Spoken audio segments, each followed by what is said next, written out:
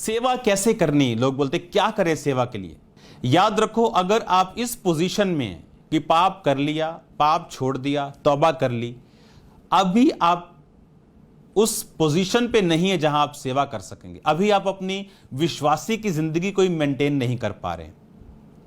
सेवकाई, abundance of anointing, abundance of love. अगर मेरे पास 1 गिलास पानी है, आधा गिलास पानी है, तो मैं आपको क्या पिलाऊंगा। पर अगर मेरे पास बॉटल्स पड़ी हो तो मैं आपको पिला सकता हूं। अगर मैं ही पाप में पड़ा हूं तो मैं आपको क्या सिखाऊंगा। अगर एक विश्वासी अगर खुद पाप में है, खुद कभी तौबा कर ली, कभी बाहर आ गए, कभी चले गए, वो सेवा क्या कर पाएगा। जब पतरस और यूहन्ना ने लंगड़ा चलाया और लोग कहने लगे कि ये अनपढ़ और साधारण मनुष्य, इनके हाथों से इतना बड़ा चिन्ह कैसे दिखाया जा सकता, तो बाइबल कहती, कुछ लोगों ने कहा नहीं, ये यीशु मसीह के साथ रहें। वही सेवा कर सकता है खुदावंद की जिन्होंने लंबा समय परमेश्वर के साथ वफादारी में बिताया हो। नहीं तो वो सेवा इफेक्टिव नहीं और खुदा की निगाह में नहीं आएगी। अब यहां पर परमेश्वर ने 70 और मनुष्यों को बोला, जाओ और वहां के बीमारों को चंगा करो। यानी उन्हें अथॉरिटी दी, अधिकार दिया कि वो जाएं, क्योंकि ये 70 मनुष्य कोई आसमान से टपके हुए मनुष्य नहीं थे। आप जानते, जिस दिन परमेश्वर ने 12 चेलों को चुना, उस समय सिर्फ वहां 12 जन मौजूद नहीं थे। बाइबल कहती यीशु मसीह ने सारी रात प्रार्थना की और पूरी रात प्रार्थना करने के बाद जब वो पहाड़ के नीचे आया तो उसने उन 12 को चुना जिन्हें वो चाहता था, और उसके बाद परमेश्वर ने 70 और को भेजा।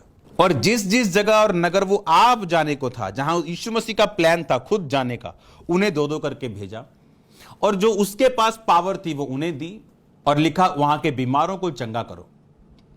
और ये वो मनुष्य थे जो परमेश्वर के साथ रहते थे, उसके साथ समय बिताते थे, उसके चेलों के साथ रहते थे। जो सेवा इफेक्टिव करना चाहता है उसे एक बात का ध्यान रखना है कि वो परमेश्वर के साथ लंबा, इफेक्टिव और होलीनेस में समा बिताने वाला व्यक्ति हो।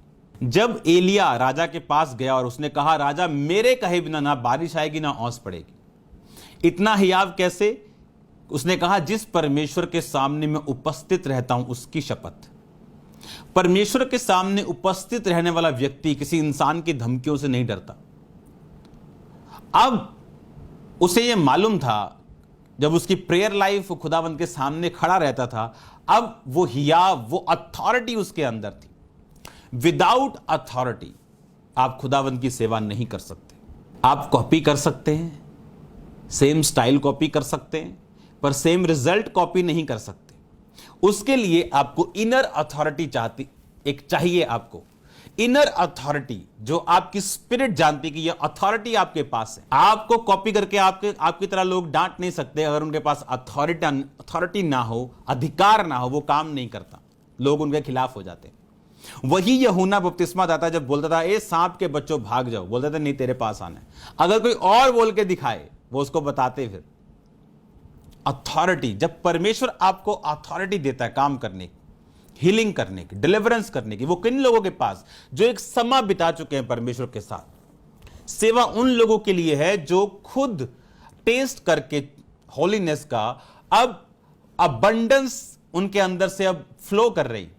अब हीलिंग मैं ले ली, अब अबंडेंस ऑफ हीलिंग है कि मैं दूसरों को भी दे सकता हूं यीशु मसीह के नाम में और प्रार्थना कर सकता हूं। अब हमने ये फैसला करना है कि पाप कर लिया, उल्टी करके खा ली, फिर पाप छोड़ दिया, फिर सिगरेट छोड़ के फिर सिगरेट पी ली, अपने शरीर का बहाना करके, कुछ भी ड्रामा करके, तो परमेश्वर इससे खुश नहीं, वो इससे आनंदित नहीं। परमेश्वर ऐसे लोगों को अथॉरिटी नहीं देता। बिना अधिकार, आत्मिक अधिकारों के सेवा करना पॉसिबल नहीं। जब हम भजन संहिता 91 पढ़ते, उसकी एक आयत, जो परम प्रधान के छाए हुए स्थान में बैठा रहे वो सर्वशक्तिमान की छाया में ठिकाना पाएगा। और हम पढ़ते हैं 13 आयत, तू सिंह और नाग को कुचलेगा, तू जवान सिंह और अजगर को लताड़ेगा। इसमें परमेश्वर ने कंडीशन दी कि जो सर्वशक्तिमान की छाया में है ना, जो सर्वशक्तिमान के छाए हुए स्थान में बैठा रहेगा, यानी यशब, बैठा रहने का मतलब यशब, मतलब एक स्थान को पकड़े रहना। जिस तरह की सेवा लोग करते हैं, अच्छा वो सेवा, अच्छा बॉम्बे से आ जाओ, हाँ, इंग्लैंड से आ जाओ सेवा करने के लिए, और 1 साल बड़ी अच्छी सेवा करेंगे। उसके बाद अच्छा उसके बेटा हो गया, मेरे तो हुआ नहीं अभी। अच्छा उसको पति मिल गया, अच्छा मैं तो हले कुंवारी हाँ। अच्छा ओदे मुंडा हो गया, अच्छा मेरे तो होया नहीं।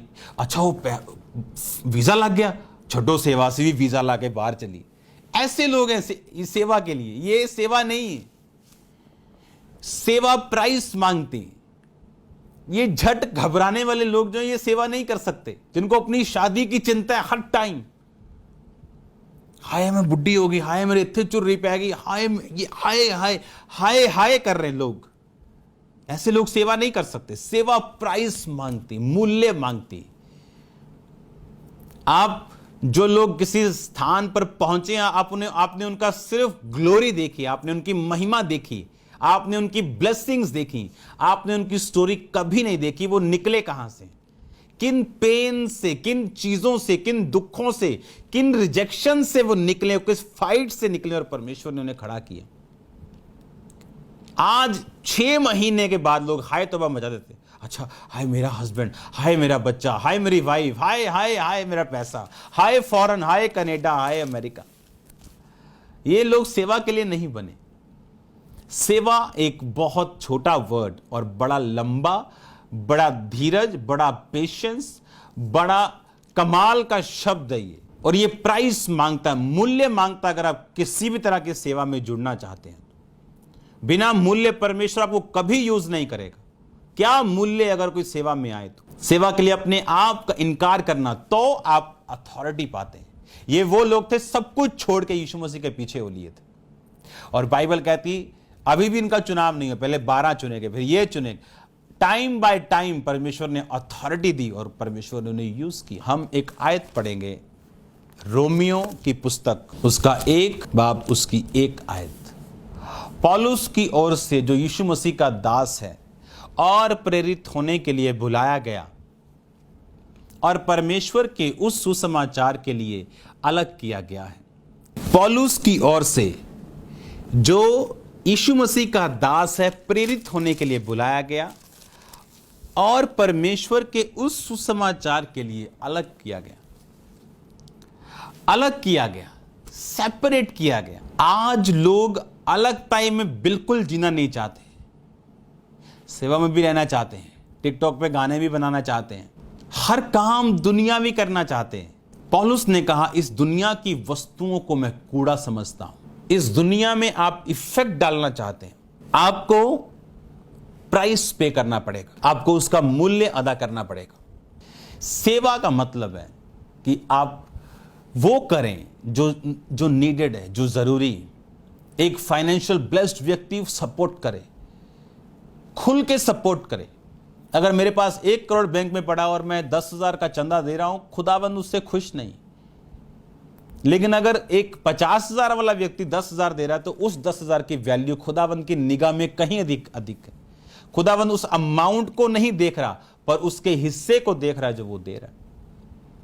आज ऐसे लोगों की जरूरत है जो सपोर्ट कर सके, जो प्रेयर में सपोर्ट कर सके, फाइनेंस में सपोर्ट, जो सेवा कर सके खुदा। अगर वो प्रोफेशनल है, आईटी प्रोफेशनल है, वेबसाइट प्रोफेशनल है, बोलो अपनी चर्च को कि वो आपकी सेवा को ले।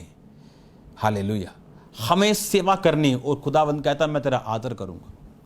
वो आपको उन जगहों में लेके जाएगा, वो चीजें, वो ब्लेसिंग्स, वो परिवार, वो चीजें, वो पार्टनर्स आपको देगा जो आपने सोचे भी नहीं।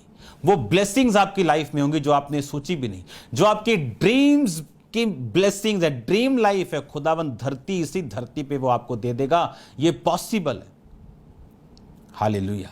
लेकिन आपके अंदर बोझ होना चाहिए लोगों के लिए, समाज के लिए।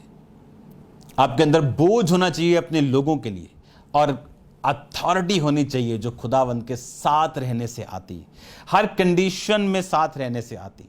हमें यह देखना है कि खुदावंद क्या चाहता है हमारी लाइफ से, और क्या सेवा में हम परमेश्वर के साथ हैं। कर सेवा ते खा मेवा। वो ऐश करने वाला मेवा नहीं, वो एक आत्मिक संतुष्टि। उन लाखों अरबों रुपए का हम अगर संसार में रह के कमा लें तो क्या फायदा, अगर वो मन की शांति ना दे के गया तो।